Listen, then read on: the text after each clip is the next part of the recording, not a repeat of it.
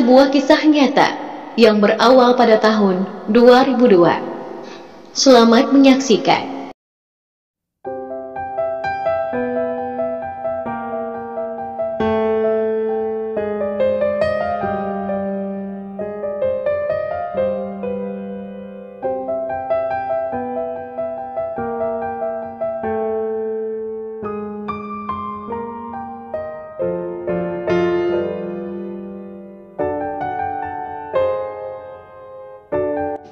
Pada tahun 2002 yang lalu, telah tersiar berita menggemparkan tentang kasus pembunuhan yang menyasar para wanita tua.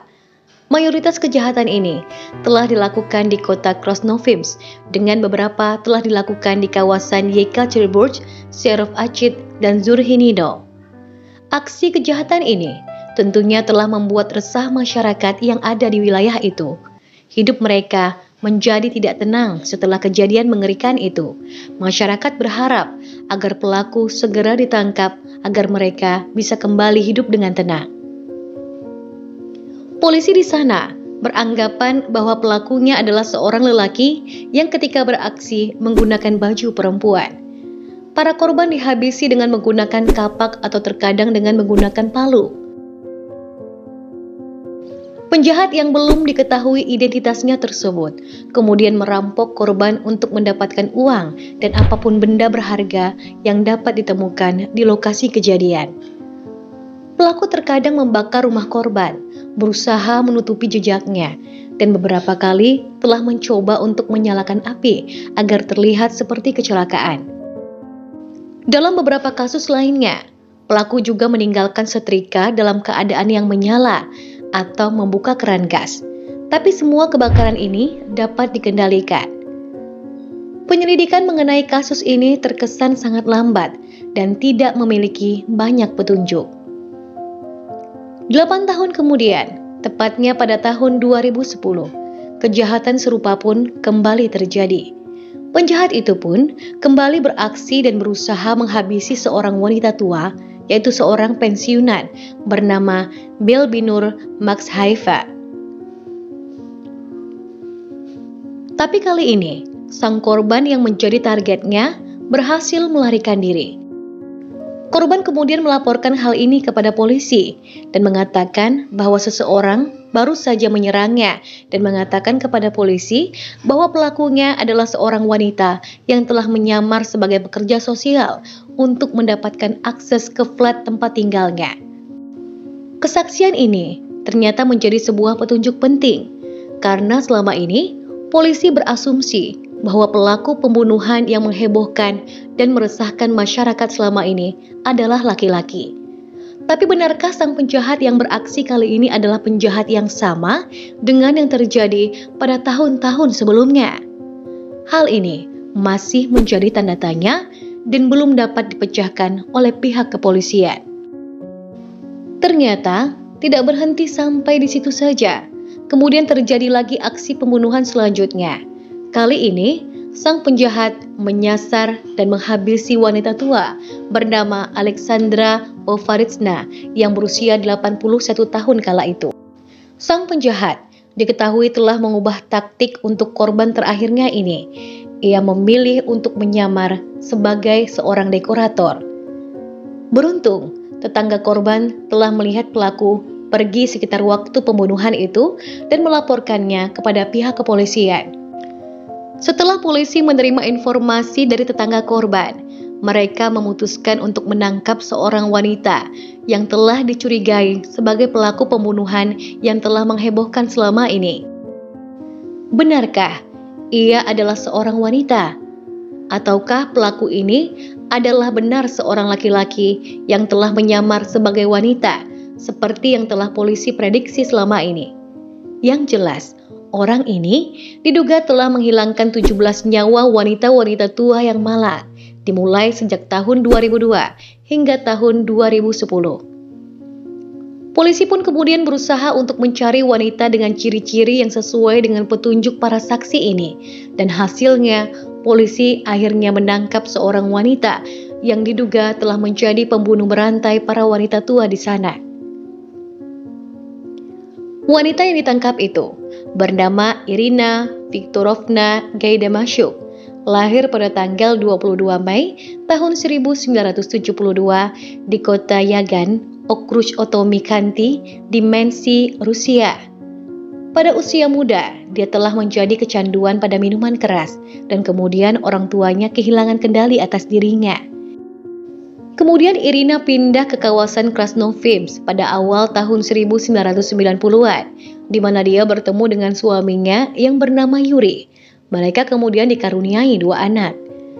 Suaminya yang bernama Yuri ini ternyata selama ini menolak memberikan Irina uang karena takut dia akan menghabiskan uang itu untuk membeli minuman keras. Kenyataan telah menunjukkan bahwa selama ini Irina banyak menghabiskan uang untuk hal negatif itu diakibatkan karena kecanduannya yang sudah memasuki tahapan yang sangat ekstrim. Pada tahun 2002, Irina mulai menghabisi para wanita tua di sekitar Sverdlovsk Oblast. Ia akan berpura-pura menjadi pekerja sosial untuk mendapatkan akses ke rumah para wanita tersebut.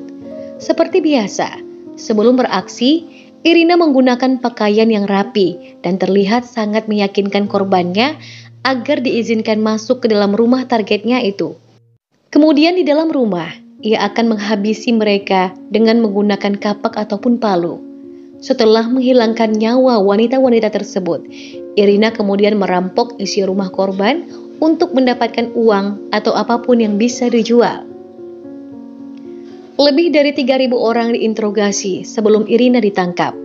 Korban termuda Irina berusia 61 tahun dan yang tertua 89 tahun.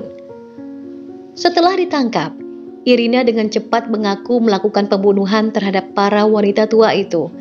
Irina menyatakan bahwa dia melakukan pembunuhan dan perampokan itu adalah untuk membeli minuman keras favoritnya guna menuruti kecanduannya pada minuman keras itu. Irina mengaku pada polisi bahwa ia tidak memiliki uang untuk membeli minuman itu dikarenakan sang suami telah menolak memberikan uang untuk memenuhi hasrat negatifnya. Pada bulan Februari tahun 2012, pengadilan telah dimulai di Yekaterinburg. Irina memberikan pengakuan atas kejahatannya selama penyelidikan awal, tetapi membantahnya selama persidangan. Pemeriksaan psikiatri forensik telah menunjukkan bahwa meskipun Irina menunjukkan beberapa penyakit mental, secara hukum ia waras pada saat menghilangkan nyawa para korbannya. Di dalam melakukan aksi kejinya, polisi mengatakan dia hanya mengumpulkan total sekitar 1.000 pounds Britania atau setara dengan Rp19.954.756 dari korbannya. Terkadang dia tega menghilangkan nyawa korbannya hanya untuk mendapatkan 20 pound Britania atau setara dengan Rp399.095. Irina mengaku kepada polisi, "Saya melakukan ini demi uang. Saya hanya ingin menjadi ibu yang normal, tetapi saya sangat ingin minum." Polisi mengatakan bahwa Irina lebih memilih merampok atau menghabisi korbannya untuk bisa mendapatkan uang ketimbang dengan bekerja. Faktanya, selama investigasi yang memakan waktu lama sampai 8 tahun lamanya, di mana kota Krasnofims hidup dalam ketakutan, petugas juga percaya bahwa pembunuhnya adalah pria yang berpakaian seperti wanita. Polisi sama sekali tak menyangka bahwa sang pembunuh berantai adalah seorang wanita. Polisi juga pernah menangkap wanita yang salah, yaitu Maria Valeyeva yang saat itu berusia 29 tahun. Maria berada dalam tekanan polisi pada saat itu dan mengaku terlibat dengan pembunuhan itu, padahal Maria sama sekali tidak bersalah. Selama ini, ternyata Irina dikenal sebagai ibu yang terlihat normal yang membantu di sekolah putri bungsunya. Seorang teman Irina berkata, "Saya benar-benar tidak percaya Irina adalah pembunuh massal. Dia adalah ibu yang baik dan lembut dan selalu ingin membantu." Suaminya yang bernama Yuri, yang telah pindah dengan pasangan baru, berkata, "Saya tinggal bersama dengan Irina selama 14 tahun, tetapi tidak pernah curiga dengannya." Di saat polisi melakukan proses penyelidikan, pihak berwenang menemukan Irina telah menargetkan wanita kesepian berusia 61 hingga 89 tahun. Selama beberapa hari, ternyata ia harus mengawasi calon korbannya untuk mengetahui kapan mereka meninggalkan rumah, kemana mereka pergi, dan apakah pensiunan tersebut dikunjungi oleh kerabat atau tidak.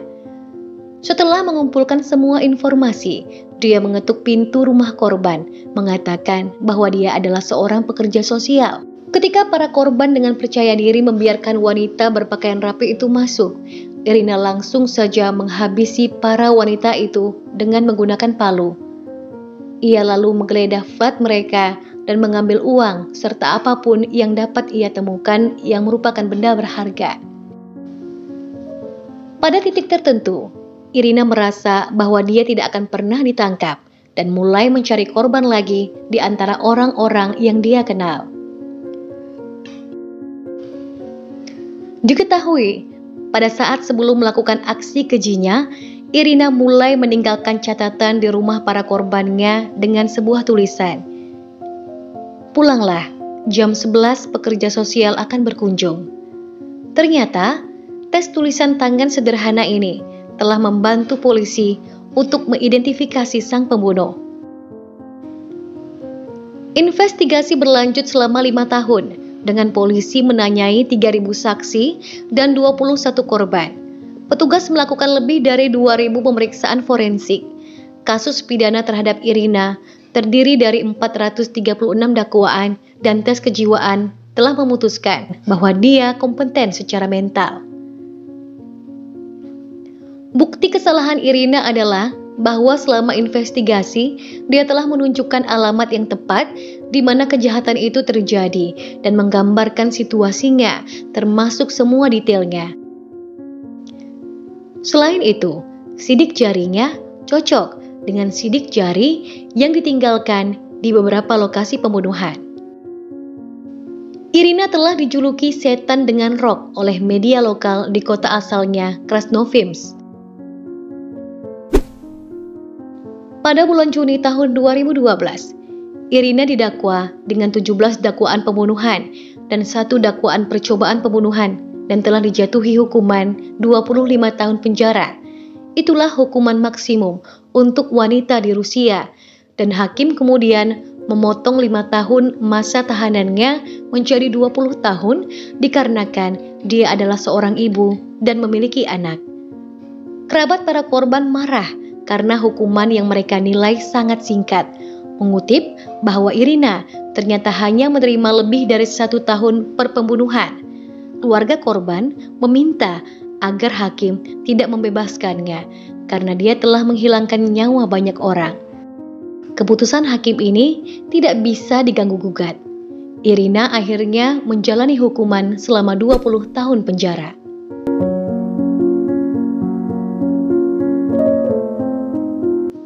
Demikianlah cerita nyata yang dapat Miranti sampaikan untuk edisi kali ini. Semoga kita semua bisa mengambil hikmah dan pelajaran dari apa yang terjadi di sekitar kita, termasuk dengan peristiwa ini. Sampai jumpa pada video selanjutnya.